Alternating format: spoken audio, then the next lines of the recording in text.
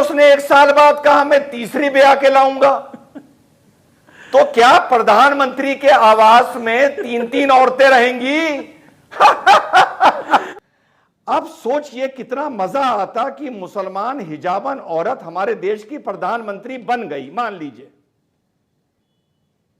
अब आप सोचिए क्या होगा उसके हस्बैंड ने उसको अगर तिल्लाके बिद्दत दे दी बतौर प्रधानमंत्री।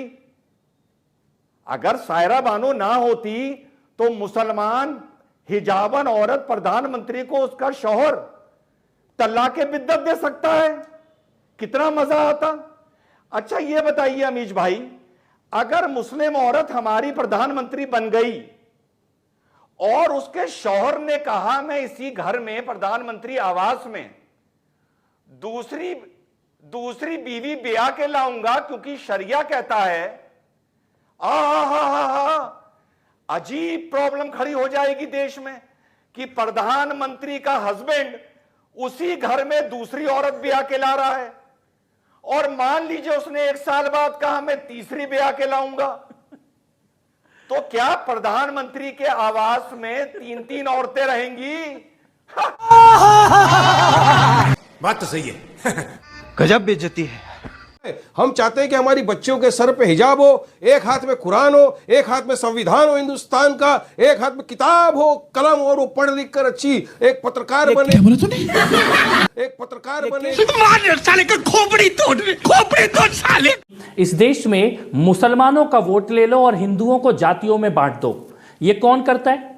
कौन सी पार्टियां ये कहती हैं जाट ये हो गए, यादव ये हो गए, ये फलाना वो हो गए, ढिकाना वो हो गए, ब्राह्मण इधर हो गए, दलित इधर। हिंदुओं की जातियों की तो बात सबने करी, मुसलमानों की जातियों की बात किसने करी? क्या मुसलमानों में जातियां नहीं होती?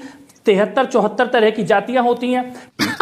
सही पकड़े हैं। यही नहीं, अभी और सुनिए। पिछड़े मुसलमानों की बात कोई नहीं करता, औरतों की बात कोई नहीं करता। मुस्लिम औरतों के हक की बात पहली बार किसी ने की तो भारतीय जनता पार्टी। तो हिंदुओं को बांटो और मुसलमानों को इकट्ठा करो और जब जब हिंदू बटे तब हिंदू कटे।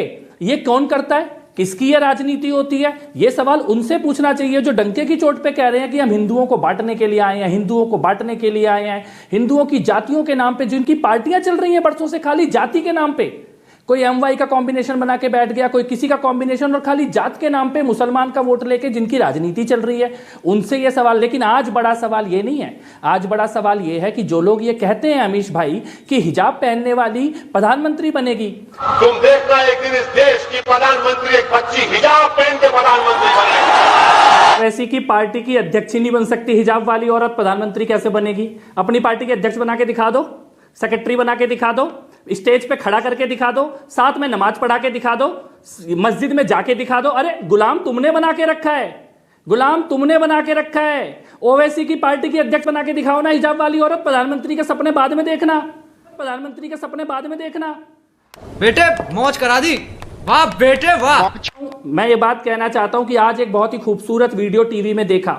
एक बच्ची स्कूल के गेट में आ रही थी, वो जंजीरों में बंधी हुई, काले लिबास में ढकी हुई, गुलामी से बिल्कुल उसको ऐसे लग रहा था जैसे कैद में किसी को दबा के रखा है, कुचल के रखा है। स्कूल के गेट में उसको आजाद कर दिया गया। स्कूल आजादी के लिए है, शिक्षा फ्रीडम के लिए है। इतना खूबसूरत वीडियो उस बच्ची को सदियों की जो ये गुलामी थी, ये जो बोरा लटका के स्कूल में भेजने का बोझ था, ये जो ढक दो, बांध दो, छिपा दो, कुचल दो, उससे स्कूल के गेट पे वो छोटी सी बच्ची को आजादी मिलने का इतना खूबसूरत वीडियो आज टीवी में पूरे देश ने देखा है। और मुझे लगता है स्कूल इसी आजादी के लिए, इसी फ्रीडम के लिए, लड़कियों को बराबरी का अधिकार दिखाने के लिए, काले बोरे में लपेट के बंद करने के लिए स्कूल नहीं है, स्कूल आजादी के लिए है। मजा आया और मैं ये जो मजा है हिंदुस्तान के हर व्यक्ति को देना चाहता हूं।